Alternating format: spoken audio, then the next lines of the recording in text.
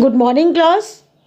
आज हम जानेंगे आपके व्याकरण के टॉपिक भाषा, बोली, लिपि और व्याकरण के विषय में। आइए इनमें से प्रत्येक के विषय में विस्तार से जानें।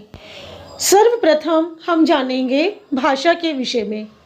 अपने विचारों के आदान प्रदान हेतु हमें किसी माध्यम की आवश्यकता होती है, अर्थात दूसरे के विचारों को समझने के लिए और अपने विचारों को दूसरों तक पहुंचाने के लिए हम जिस माध्यम का प्रयोग करते हैं, यानी जिस माध्यम से हम अपने विचारों को पहुंचाते हैं और दूसरे के विचारों को ग्रहण करते हैं, उसे भाषा कहा जाता है।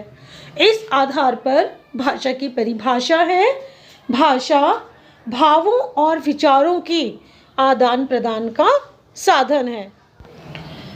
भाषा के मुख्य दो रूप होते हैं। ये है पहला मौखिक रूप और दूसरा लिखित रूप। मौखिक भाषा अर्थात भाषा का मौखिक रूप, भाषा के इस रूप में बोलकर अपने भाव प्रकट किए जाते हैं। भाषा का मूल रूप ही मौखिक भाषा है, यानी कि जब मानव ने अपने विचारों का आदान प्रदान करना प्रारंभ किया तो सर्वप्रथम उसने बोलकर ही अपने विचारों का आदान प्रदान किया। अर्थात जब हम बोलकर अपने भाव प्रकट करते हैं तो वह भाषा का मौखिक रूप कहलाता है।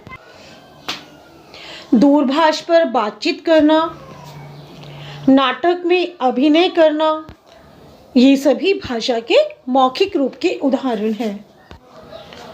लिखित भाषा अर्थात भाषा का लिखित रूप, भावों को लेखनी द्वारा प्रकट करना लिखित भाषा कहलाता है। लिखित भाषा का प्रारंभ कालांतर में हुआ, यानी कि धीरे धीरे आगे चलकर हुआ।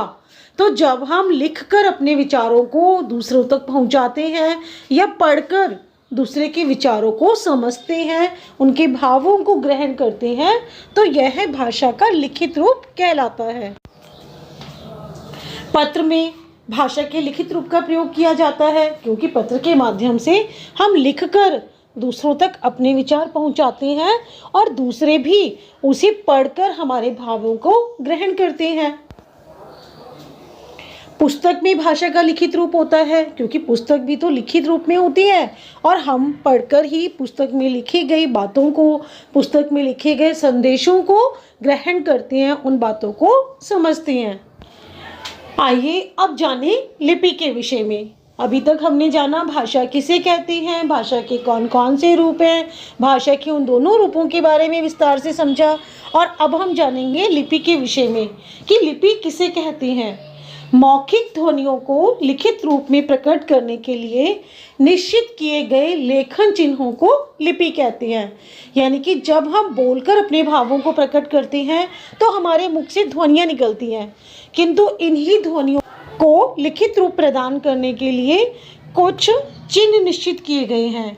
इन्हीं लिखित चिन्हों को लिपि कहा जाता है। यहाँ कुछ प्रमुख भाषाओं की लिपि दी जा रही है, जैसे हिंदी, मराठी, संस्कृत। इन तीनों ही भाषा की लिपि है देवनागरी लिपि।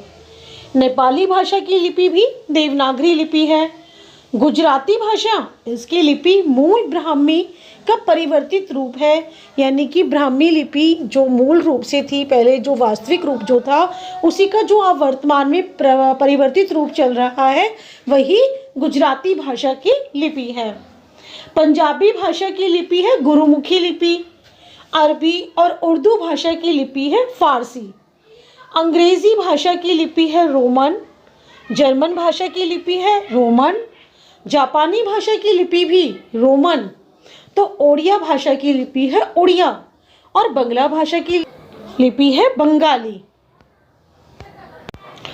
अब हम जानेंगे साहित्य के विषय में।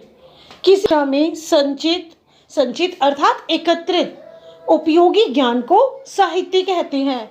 यानी किसी भी भाषा हो में, चाहे वह गुजराती हो, चाहे वह हिंदी हो, चाहे वह नेपाली हो, उस भाषा में जो किसी भी विषय के ज्ञान को संचित किया जाता है उसे साहित्य कहते हैं। साहित्य प्रायः शुद्ध, परिनिष्ठित और व्याकरण सम्मत भाषा में लिखा होता है, यानी इसमें शुद्धता का विशेष ध्यान रखा जाता है। साहित्य के मुख्य दो रूप होते हैं, या फिर हम कह सकते हैं कि साहित्य की दो विधाएं होती हैं। वे विधाएं हैं गद्य साहित्य और पद्य साहित्य। गद्य साहित्य